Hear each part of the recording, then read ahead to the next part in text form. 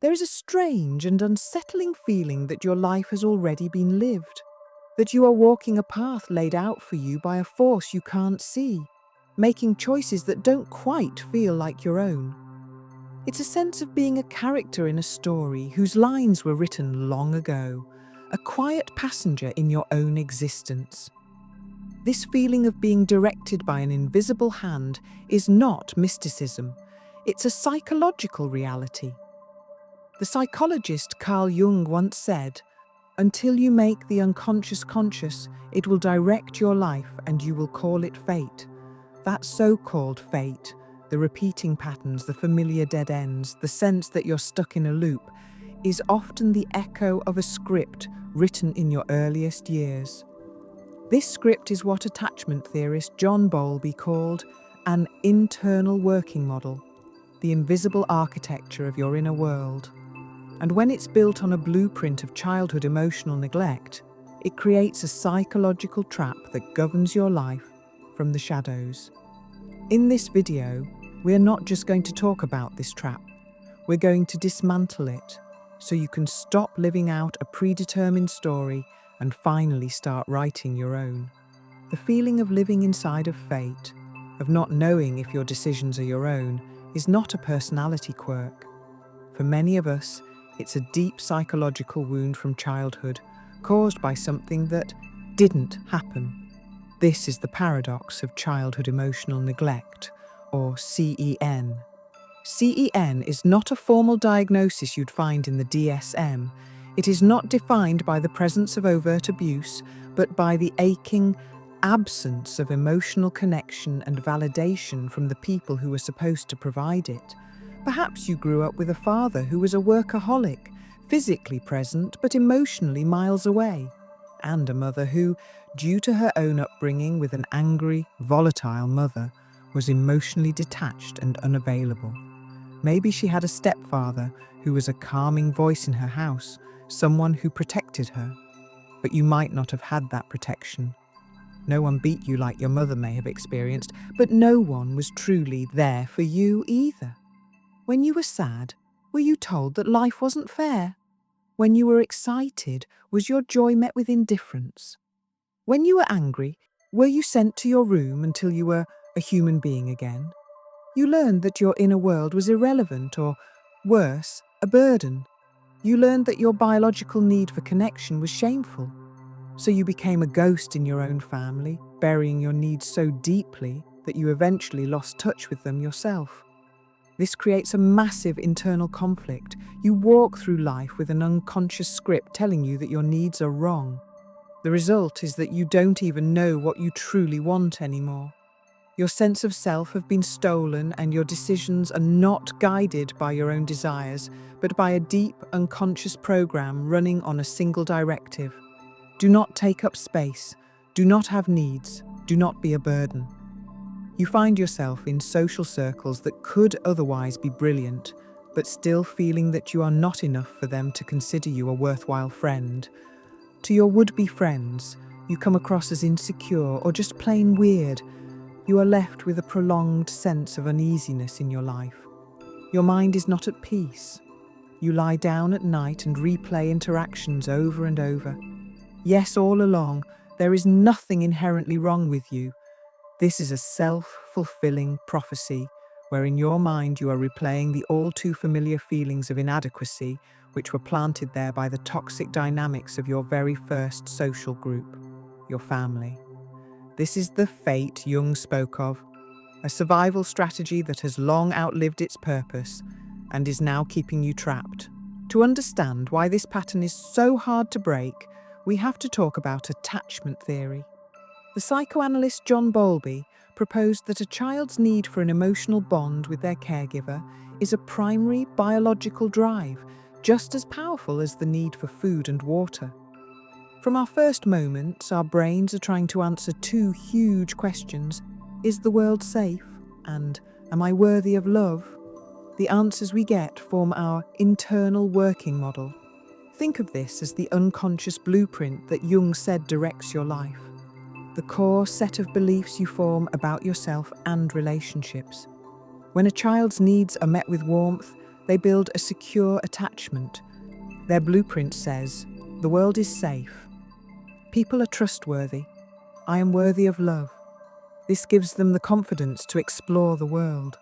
But when a child's emotional needs are ignored, as with a workaholic father and a detached mother, they develop an insecure attachment. Their blueprint is built on anxiety and reads very differently. The world is unpredictable. Others can't be counted on. I must be unworthy of love. The psychologist Mary Ainsworth illustrated this in her strange situation experiment.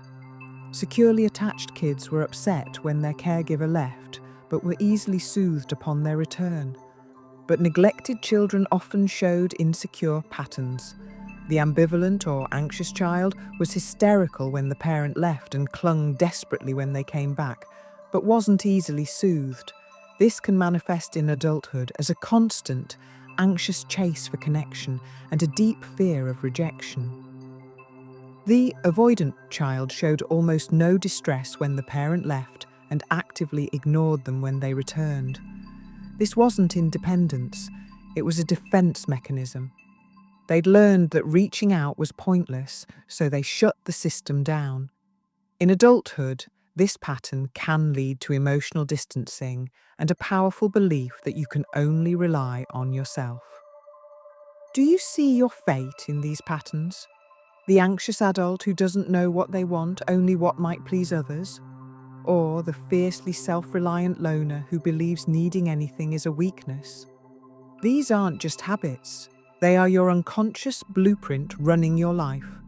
And so, armed with this faulty blueprint, you enter the world and begin playing a role you didn't choose.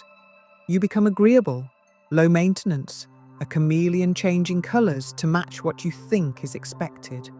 You live in a state of high alert, managing perceptions because your inner script has told you that your survival depends on it. This is the trap.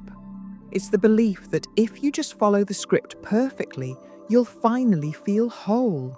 You'll finally feel safe. But here's the devastating and ultimately liberating truth. The script is a lie. You are trying to find safety by replaying a strategy that was born from a lack of safety.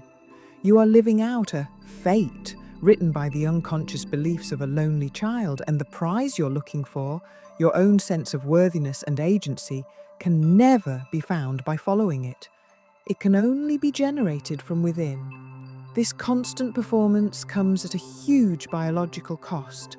Research on early neglect reveals a serious physiological consequence: disrupted cortisol patterns. Cortisol is our main stress hormone. For those who grew up with emotional unpredictability, the system gets dysregulated.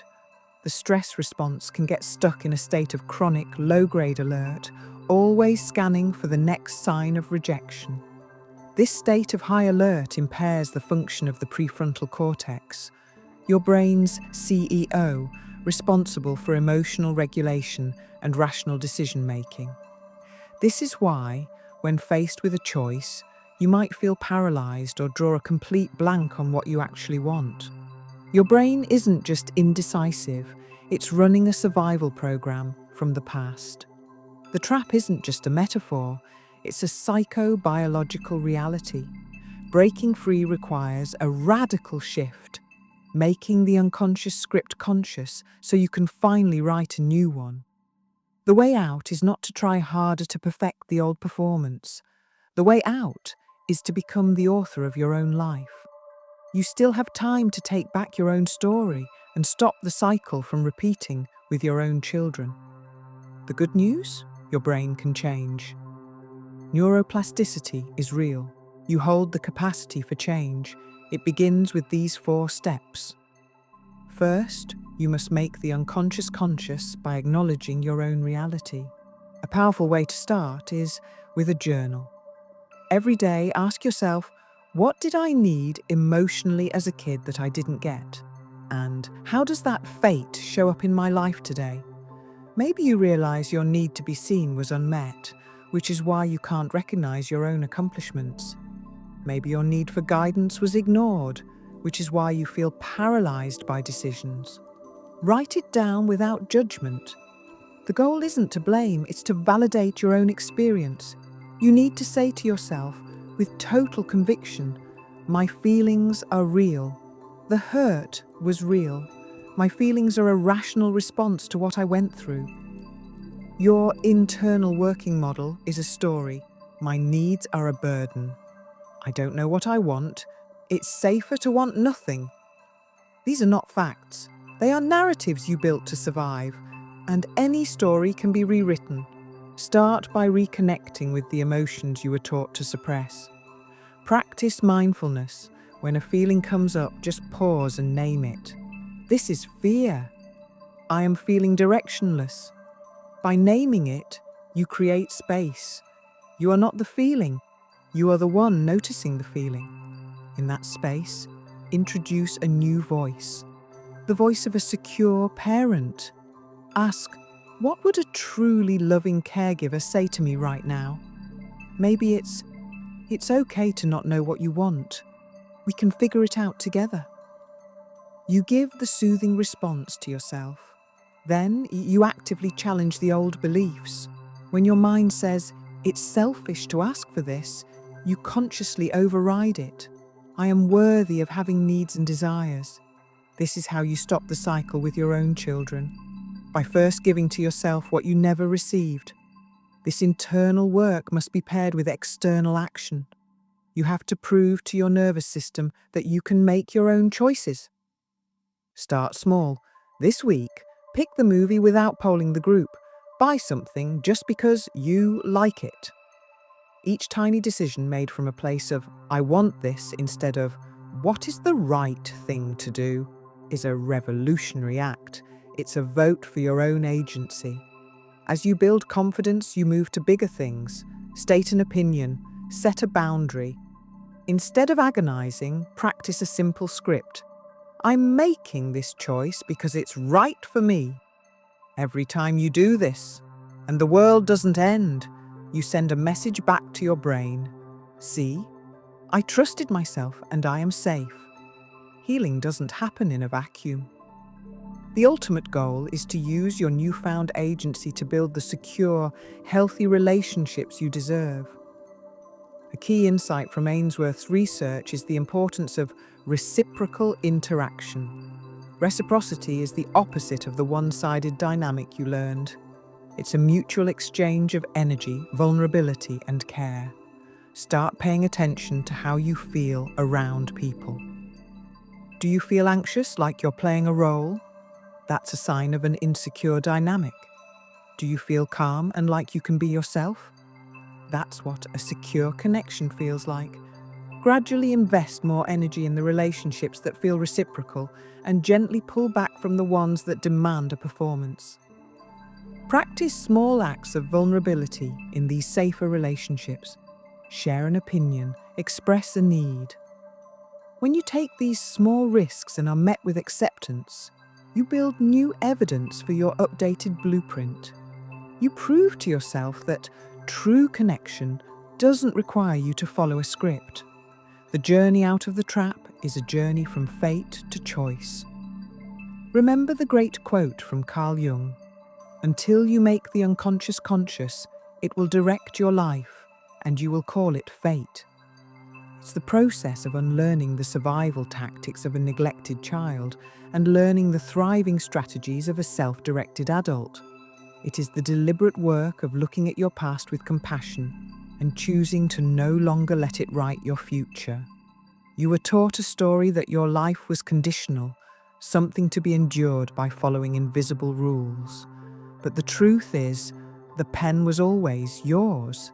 The freedom you're looking for isn't out there. It's in the quiet, unwavering confidence of your own voice telling you, you are allowed to be here, to want what you want, and to choose your own path, starting right now. This is all about taking small, consistent steps to become the author of your own life. In the comments below, share one small, authentic decision you will make for yourself this week. It could be as simple as ordering the coffee you really want, or as bold as starting a project you've been putting off. By sharing it, you make a commitment to choosing your own path and inspire all of us to do the same.